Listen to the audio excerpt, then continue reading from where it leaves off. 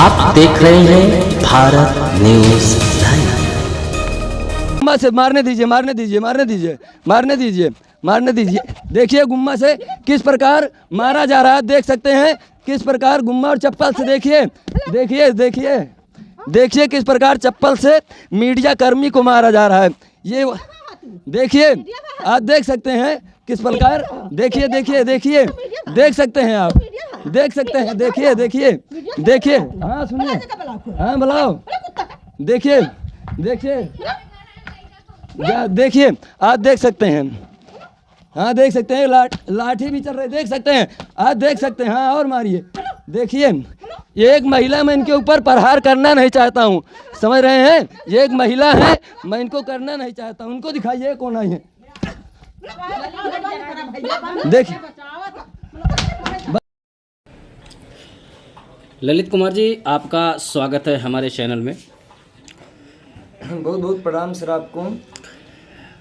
एक बात जानना चाहूँगा कि आपके द्वारा सराय गोकुल ग्राम सभा है, जिसमें एक एएनएम सेंटर है जी, और जो विकास खंड धनपतगंज सामुदायिक स्वास्थ्य केंद्र धनपतगंज के अंतर्गत आता है, जिसकी आपने बदहाली दिखाई थी। जी सर। बदहाली आपने दिखाया था और आपके ऊपर कई सवाल भी खड़ा किए गए, जबकि वीडियो में यह देखा गया था कि आपने वही चीज़ दिखाई है जो पूर्णतया सत्य थी। जी सर। ठीक, इसके बाद जो है एएनएम ने आपके साथ कैसा व्यवहार किया, ये हमें ज़रा हमारे चैनल को आप बताइए।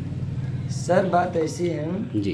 कि जो एएनएम सेंटर है वह एएनएम सेंटर लगभग 6 महीना से एकदम सत्य बोल रहा हूँ और मुझे बंद मिला। और वो मेरे गांव का एएनएम सेंटर है, जिसका नाम है स्वास्थ्य उपकेंद्र सराय गोकुल धनपतगंज। जी। तो उस पर मैं गया, तो मैं थोड़ा देशभक्ति की बात जब करता हूँ, लोगों के बीच में बातें करता हूँ, तो गांव में कहावत नहीं होती है कि पहले तू अपने देख लो, आपके गाँव का बुरा हाल है, इतना भ्रष्टाचार है, तो दूसरों को बताना। तो मैं वही भ्रष्टाचार दिखाने के लिए गया, तो मुझे डंडा, लाठी, चप्पल तथा कई फर्जी मुकदमों की बौछार कर दी गई मेरे ऊपर। आपके ऊपर एएनएम का ये आरोप है कि आपने सरकारी दस्तावेज के साथ छेड़छाड़ और उनके साथ भी छेड़छाड़ आपने किया, ऐसा आरोप उन्होंने लगाया है। ये कहाँ तक सत्य है, कहाँ तक वो है? एकदम गलत है सर। ये मेरी आवाज को, सच को दबाने के लिए, ये लोग मेरी आवाज को दबाने के लिए अब सत्ता के बल पे या पैसा के बल पे जो उनके पास है, उसके बल पे मेरी आवाज को वो लोग दबाने का प्रयास किए सर। खबर जब चल रही थी तब उस पर आपको यह दिखाया गया था कि ये एक यूट्यूबर पत्रकार हैं। जी सर। और जो है इनके जो पहनावे हैं, जो वेशभूषा है, वो एक पत्रकार का नहीं है। इस पर आप क्या कहेंगे? देखिए सर, पत्रकार की बात तो ठीक है, वो पहनावे की, मैं बहुत अच्छा सवाल आप किए। मैं बताना चाहता हूँ कि ये बताइए, अगर पत्रकार ही क्या गलत चीज़ों को दिखा सकता है?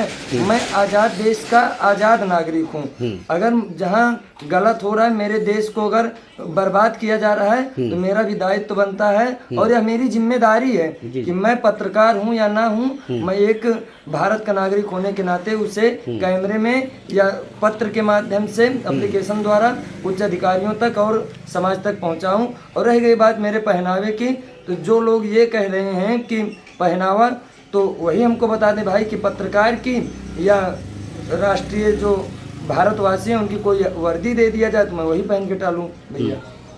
मतलब कहने के आपका ये है कि पत्रकार की कौन सी वर्दी सरकार ने दी है? हाँ, मुझे भी भाई बताए। मेरी बटन खुली थी, मैं हवाई चप्पल पहना था। अब मेरे पास, मैं गरीब हूँ, मेरे पास कैंपस का 5-7 हज़ार का जूता खरीदने का पैसा नहीं है, तो मैं भाई हवाई चप्पल है तो मैं हवाई चप्पल ही पहना हूँ। और रह गई बात, मेरे वेशभूषा मेरा दिख गया, लेकिन उतना भ्रष्टाचार वहाँ पर हुआ, उतनी लाठियाँ मैं अपने देश के लिए, अपने गाँव के लिए खाया, उसको किसी को नहीं दिखाया।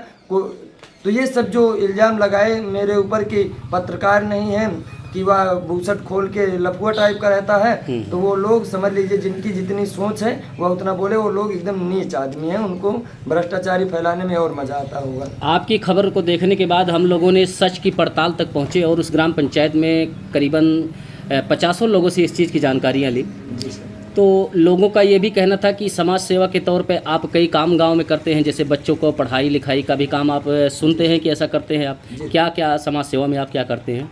सर मैं भगत सिंह को बहुत मानता हूं, जो हमारे देश को आज़ाद कराने में 23 साल की उम्र में फांसी पे चढ़ गए। मैं उनके बारे में पढ़ा तो मुझे एक देशभक्ति मेरे अंदर भी उत्पन्न हो गई। तब उन्होंने जब फांसी पे चढ़ गए थे वो, तब एक अंग्रेज ने उनसे पूछा जब कि आपकी अंतिम इच्छा क्या है, तो मैं उनसे वो बोले कि मेरी अंतिम इच्छा कि मैं एक गाना गाना चाहता हूँ। तो वह गीत यही थी कि कर चले फिदा जाऊं वतन साथियों, अब तुम्हारे हवाले वतन साथियों। वो लोग तो अपने देश के ऊपर न्यौछावर हो गए, हमको आज़ादी दे दिए, लेकिन अब हमारा दायित्व बनता है, हमारा नहीं हमारे पूरे भारतवासियों का दायित्व बनता है कि जो यहाँ की व्यवस्था है उसको अपना मानकर चलाएं। तो मैं समाज सेवा पे बात करूँगा। तो मैं समाज सेवा में लगभग 400 बच्चों को मेरी 11 निःशुल्क कोचिंग चलती हैं सर। और जितने गांव के ही नहीं, जहां तक मैं सुनता हूं पूरे भारत में अगर कोई व्यक्ति बीमार है या उसको मदद की ज़रूरत है, गाड़ी घोड़ा रुपया पैसा जो मेरे पास है, और तन मन धन से उसकी सेवा करता रहता हूं। और यह प्रकरण मैं सन 2018 से कर रहा हूँ। अच्छा जी सर। इसके बीच में एक जो है आपके हाथ में कोई बंदूक थी जिसको लेकर के एक फ़ोटो वीडियो वायरल किया गया था। जी सर। ये क्या प्रकरण कहाँ तक सही है, क्या है ये सर? जो हमसे जलने वाले व्यक्ति हैं, जो हमें नीचा दिखाते हैं, वही जिनको बूसट की बटन दिखी थी और वो सब दिखा था, हवाई चप्पल मेरा, उन्हीं को बंदूक भी दिखी थी। लेकिन बहुत अच्छा आप सवाल किए, मैं आज आपके चैनल के माध्यम से इसको भी मैं वो कर देता हूँ, इसका भी पर्दाफाश कर देता हूँ। देखिए आपके हाथ में बंदूक दिखी थी, ये तो सत्य है जी, दिखी ठीक, लेकिन वो कैसी बंदूक थी, किस बेस में आपने उसको लिया था या किस पोजीशन से लिया था, वो आप अपना हमारे चैनल पे बताएं। जी, बहुत बढ़िया सवाल आप किए सर। बात ऐसी थी, मेरे पास ट्रैक्टर भी है, मैं किसान का बेटा हूँ, मेरे पास ट्रैक्टर है और मेरे पास 5 ट्रैक्टर हैं। तो मैं गया था, जो महिंद्रा की एजेंसी है सुल्तानपुर में, मीत एसोसिएट प्राइवेट लिमिटेड, तो वहाँ पर एक मीटिंग रखी गई थी। जो किसान है जिनके पास ट्रैक्टर वगैरह है उनको बुलाया गया था। तो मैं उसी मीटिंग में गया था। तो एक इंद्रमणि सिंह फौजी हैं, जिनका घर यहीं मुसाफिर खाना के साइड है, गांव का नाम मुझे नहीं पता है। उनकी ससुराल है महरुआ बाजार से 5-7 किलोमीटर होगा किरिंदुईपुर। तो वहाँ पर वो अपना खेत ओत पाए हैं, तो उसी को बराबर करना था, लेबलिंग करना था। तो हमको बताया कि भैया लेबलर करते हैं, बोले कि ट्रैक्टर संबंधित सभी कार्यों को हम करते हैं। तो बोले कि हमारा 14 बीघा खेत है, उसको बराबर करना है। तो हम बोले भाई चलो ठीक है, हम कर देंगे चाचा। तो हमको मोटरसाइकिल पे अपने बैठाए और लेके गए भैया, खेत दिखाए। जब खेत दिखाए तो हम बोले हाँ कर देंगे, 45,000 रुपया इसका चाहे ठेका दे दीजिए और चाहे 1,000 रुपये प्रति घंटा दे दीजिए। तो बोले ठीक है ठेका ले लो। और बोले कि खाना पीना भाई अब दूर है, हमारे घर से काफ़ी दूर है, लगभग 40 किलोमीटर है। तो हम बोले कि चाचा यहाँ पर खाना वाना की सारी व्यवस्था आपको करना पड़ेगा। तो बोले ठीक है। तो मैं वही गया, जिस दिन गया तो रात हो गई, पहुँचते पहुँचते शाम हो गई। ट्रैक्टर धीरे चलता है, आपको भी पता है। तो मैं जब वहाँ पहुँचा तो पूरी रात पहले लेबलर किया, उसको लेबलिंग किया, फिर सुबह हो गया था दोपहर, तो खाना भी आ गया, चाय पानी नाश्ता आ गया। तो सोचा गया कि चलो हम लोग खा पी लेते हैं थोड़ा खाना वाना। तो वो फौजी थे, उनके पास बंदूक भी थी, तो वह बंदूक लेके आए थे। चारों तरफ गन्ना का खेत था, कि गन्ना का खेत है, यहाँ पर जानवर भी आ सकते हैं, तो सुरक्षा के लिए लेके आए थे। तो हम बोले कि चाचा हम कभी हाथ में नहीं पकड़े हैं, और इसको टीवी में ऐसे पुलिस वालों को आज लोग को देखें लेके टहलते हुए, आज थोड़ा पकड़ के देखें कि कैसे होती है। तो मैं वही पकड़ के देख रहा था भैया, और सर मेरी किसी ने फ़ोटो खींच के वहीं से वायरल कर दी, मुझे पता भी नहीं कौन वायरल कर दिया। उसके बाद अगर मैं जानता कि ये बंदूक से इतना बड़ा बवाल हो जाएगा, इतना अवैध काम है, तो मैं करता भी नहीं, उसको पकड़ता भी नहीं। क्योंकि मैं बहुत लोगों को देखा बंदूक लें तो कोई हमारा खींच के वायरल कर दिया, बस यही सत्यता है। तो मुझे कुंडेभार पुलिस मुझे पकड़ के लेके गई, और मेरे पिताजी को भी पकड़ के लेके गई। तो मैं थाने पे पहुंचा, सब चीज़ बताया जैसी घटना हुई थी। उसके बाद एसओ साहब ने, मैं फौजी चाचा से भी, इंद्रमणि सिंह से भी बात कराया, तो वो बताए अपना लाइसेंस वगैरह जो उसका बंदूक का था भेजे, वहाँ से मैं बाइक से खरीद हो गया। ठीक ठीक, यही कहानी थी उसकी। हाँ, इसके बाद जो है आपको जेल भेज दिया गया, और जेल के बाद आप वापस आए, चाहे लेट खुला प्रशासन का आँख या देर खुली या जैसे भी है, आँख खुली और आपको रिहा किया गया। ठीक, इसके बाद आप आए, आपने अपनी सफाई में जब सीएमओ साहब की जांच आई तो अपनी सफाई में क्या क्या चीज़ें आपसे पूछी गई और क्या क्या आपने बताया है? सर मैंने उनसे सर से बताया कि सर अपना, पहले मैं पूरा परिचय दिया उनको, उसके बाद बताया कि सर इनके के जो घर वाले हैं वह सब आपराधिक प्रवृत्ति के हैं भैया।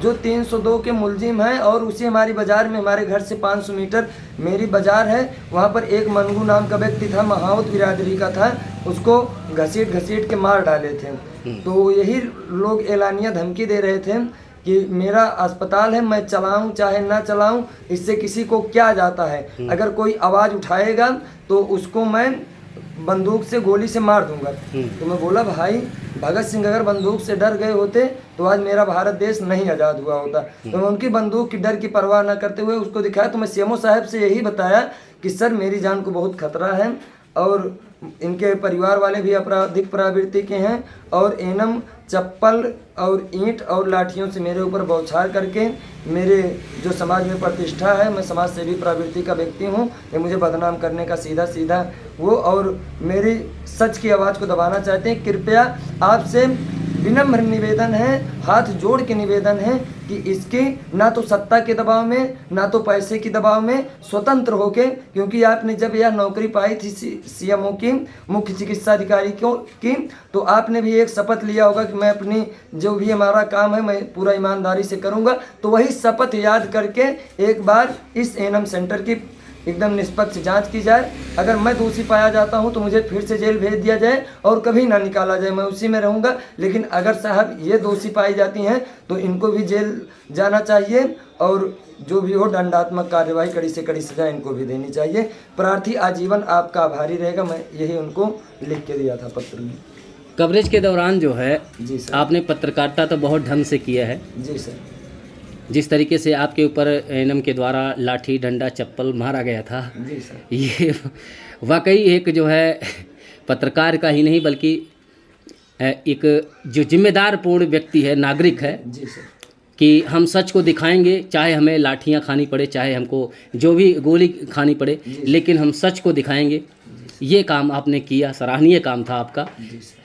लेकिन लोगों की जो रवैया है, लोगों की जो पहचान है, लोगों के अंदर जो सोच है, उन्होंने गलत दिशा में ले जा करके आपके पत्रकारिता को या आपकी जो आपने इस चीज़ को किया, इसको गलत ठहराने का प्रयास किया। एक बात नहीं समझ में आ रही है, इतना आपके ऊपर जब वो मार रही थी तो क्या आपको चोटें लग रही थी? सर चोटें, अब वो कहा गया कि जिसको दर्द होता है चोट उसी को दर्द, जिसके पास घाव होती है उसी को दर्द का मालूम पड़ता है।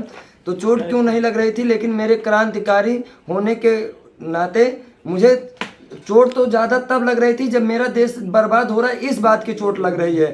अगर गोली भी वहाँ पर चलती फिर भी मैं नहीं भागता, मैं डटा रहता, उनसे पूछ लेता। लेकिन वहाँ पर 25 लोग आ गए थे सर, मेरे मोबाइल भी फोड़ देते और मुझे भी जान से मार देते। आजकल में मेरी तेरहवीं का प्रोग्राम होता घर पे। जब उस समय ये विवाद हुआ था तो और लोग भी आ गए थे क्या? सर कम से कम 25 लोग आए थे, अपाची, पल्सर, FZ MIS से तमाम प्रकार की रेसर गाड़ियाँ प्लस इनोवा कार जो हुआ, उनके घर की जो एनम है उन्हीं की जेठानी प्रधान है और प्रधानी जीत के गरीबों के पैसा से, मनरेगा से काम नहीं होता है वहाँ पर। जिस समय एनम के द्वारा आपको जो है मारा जा रहा था जी, उस समय एक हाथ से एनम डंडा और एक हाथ से ईंटा गुम्मा चप्पल इस्तेमाल कर रही थी और दूसरे हाथ से मोबाइल से वो किसी से बात कर रही थी। जी सर। क्या वो किससे बात कर रही थी, किसके इशारे पे ये काम कर रही थी? तो वो उन्हीं मनीष तिवारी कुंदन जो उनके घर का व्यक्ति है, मनीष तिवारी कुंदन, वो भी 302 का मुलजिम है, उसी के पास फोन लगाई थी और वह उसी से बात कर, वही उसको उसका रहा था एनम को। अच्छा। कि मारो उसको, हम लोग आ रहे हैं बंदूक लेके। बस उसी महज 3 मिनट के बाद वो लोग वहाँ पर सर पहुँच गए, कई धारदार हथियार लिए थे, बंदूक लिए थे, हॉकी डंडा लिए थे। जब मैं देखा कब नहीं बचूंगा मैं, आज मार दिया जाऊंगा, क्योंकि गांव में इन लोगों की इतनी दहशत है कि कोई अगर मुझे मार डालते भी तो कोई वहाँ पर आवाज़ नहीं उठाता, ऐसा इनकी दहशत वहाँ पर बनी हुई थी। तो ये लोग जब देखे तो मैं गन्ने के खेत में साहब दौड़ता हुआ पैदल, और गन्ने के खेत में छिपते छिपते चप्पल वप्पल मेरा छूट गया था काफ़ी, मैं चोट भी लगी थी, मेरे कांटा वाटा चुभ गए थे बहुत जंगलों में। तो मैं पैदल 8 किलोमीटर कूड़े भार थाने पे गया, सारी घटना की बात बताई। लेकिन वहाँ पर बैठा के और इनको भी बुलाया गया, ऐसा नहीं कि इनको नहीं बुलाया गया, इनको बुला के मुझे लॉकअप में बैठाया गया जहाँ बैठाते हैं मुलजिम को, और इनको ऑफिस में बैठाया गया सर। उसके बाद आपस में दो घंटे लगभग बातचीत क्या हुई, उसके बाद मुझे बोले कि तुम बैठे रहो, इनको बाइज्जत बरी कर दिया गया। ये लोग अपना हंसते हुए जा रहे थे, तो हमसे पूछ रहे थे कि आनंद आ रहा है? हम कहें मेरा देश भाई बर्बाद हो रहा है, खूब आनंद आ रहा है। इतना आनंद आ रहा है कि मैं बस पूरा जीवन आनंदमय हो गया।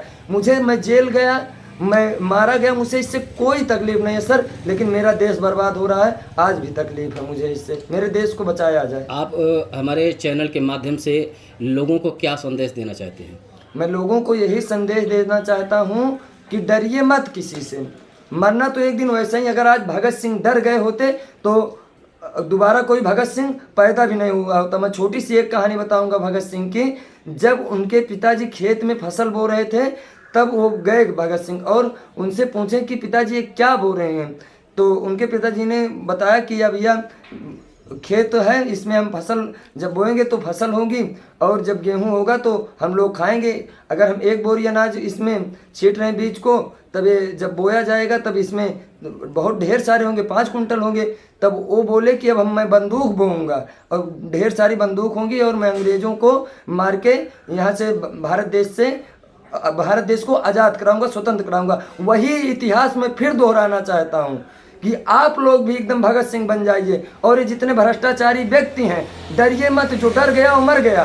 क्योंकि मेरा आप शरीर देख के जान रहे होंगे, इसमें अगर एक भी बूंद खून है तो वह ना तो ए निगेटिव है ना बी निगेटिव है, वह सिर्फ देशभक्त निगेटिव है या क्रांतिकारी निगेटिव है। तो मैं आप लोग को यही कहना चाहूँगा कि आप लोग एकजुट हो जाइए, और जहाँ कहीं भी भ्रष्टाचार हो, आप पत्रकार हो या ना हो, लेकिन आपके पास अगर मोबाइल है तो आपका दायित्व तो है कैमरे में खींच के तुरंत आप उसको, सोशल मीडिया का ज़माना है, आप भी भेजिए और आप भी मेरी तरह पूरे दुनिया में फेमस हो जाइए। अगर आप लोग ऐसा कर देते हैं तो जितने भ्रष्टाचारी व्यक्ति हैं यह सब दूर हो जाएंगे। आज हमारा भारत देश आज़ाद है, लेकिन यहाँ के लोग मानसिक रूप से आज भी गुलाम है। और किसके? बस चंद नेता के, चंद पैसों वाले के, और जो थोड़ा अपने आप को दबंग बनते हैं। अगर आपसे ज़्यादा दबंग कोई नहीं है, अगर आप देशभक्त हैं तो आपसे बड़ा दबंग कोई नहीं है, आपसे बड़ा पैसे वाला कोई नहीं है, आपसे बड़ा दिल वाला कोई नहीं है, आपसे बड़ा हिम्मत वाला कोई नहीं है। लेकिन अगर आपको ये अपने अंदर जगाना पड़ेगा,